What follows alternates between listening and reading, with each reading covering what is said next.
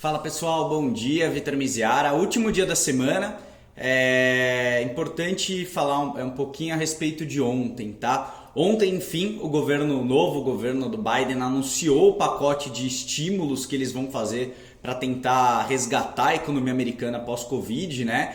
São diversas medidas, não dá tempo aqui nem de entrar em todas, mas eu acho que como grande destaque ele anunciou o pacotão de 1,9 trilhões de dólares.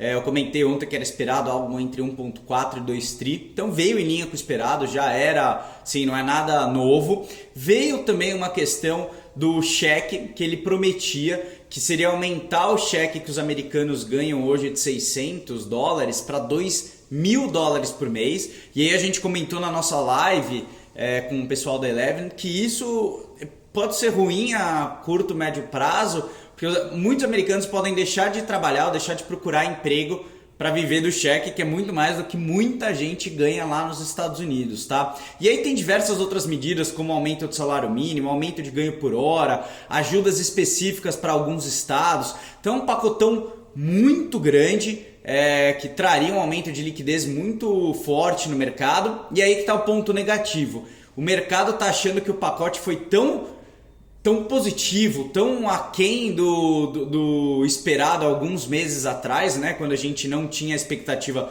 da onda azul, que pode ser difícil passar na Câmara um pacote desse e a gente teria redução de alguma dessas medidas. Então, como o mercado já colocou no preço esses 2 trilhões de dólares, aumento de mínimo e várias outras coisas, e pode ser que ao longo das discussões esse pacote diminua, pode ser que a gente veja um impacto um pouco negativo aí nos mercados, tá? Principalmente lá nos Estados Unidos, e em relação à curva de juros, inflação, aqueles movimentos que a gente já vem comentando de rotação e preocupação com um problema inflacionário daqui a uns anos lá nos Estados Unidos. Talvez esse seja o único grande destaque. Hoje a agenda é bem cheia de indicadores lá nos Estados Unidos. Na segunda-feira é feriado por lá, mas nem por isso a volatilidade nos mercados vai ser menor, tá? No domingo à noite saem alguns dados relevantes na China, principalmente o PIB do quarto trimestre. China, que está conduzindo aí a maior recuperação entre todos os países pós-coronavírus, vai anunciar o quarto trimestre e a gente já vai ter uma noção da base anualizada, como foi o ano da China, no pior ano aí da história para a maioria das economias, né? Então o segundo deve ser um dia de bastante volatilidade.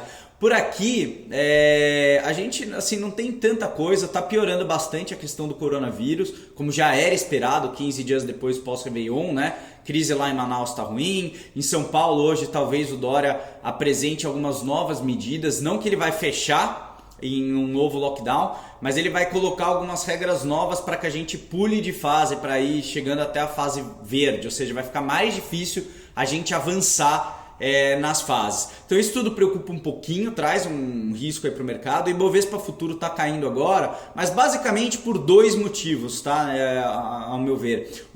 Dados no varejo veio pior do que esperado. Os analistas esperavam um crescimento de 0,3, veio uma queda de 0,1, ou seja, notícia ruim para o varejo, pesa um pouquinho no mercado, mas a pior ontem por causa da repercussão na mídia, da questão do coronavírus, cidades, estados aí que estão sem conseguir absorver as hospitalizações. O Maia sugeriu que o Congresso voltasse a trabalhar já na semana que vem, em vez de voltar a trabalhar lá no meio de fevereiro.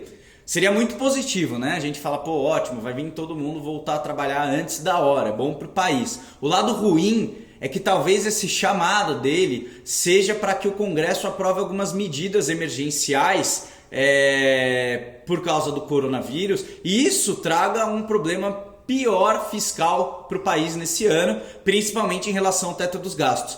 Então, apesar de ser positivo que a gente aprove, talvez do lado social, algumas medidas boas para a população, estados que estão quebrados, cidades, enfim, o lado ruim é que talvez eles acelerem algumas medidas emergenciais que não estavam na conta.